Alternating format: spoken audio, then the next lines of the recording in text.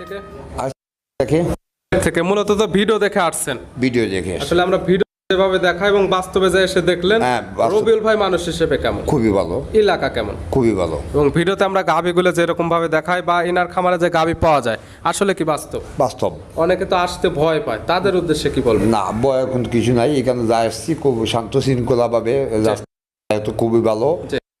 রবিবার এখানে হওয়ার বাদে আমরা যে জিনিসগুলো ভিডিও আমরা দেখছি জি। বাস্তবে সেই জিনিসগুলো আমরা পাইছি। সকল কিছু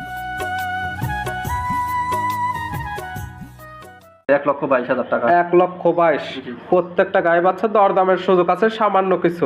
48,000 টাকা পার পিস। 48,000 per piece. জি।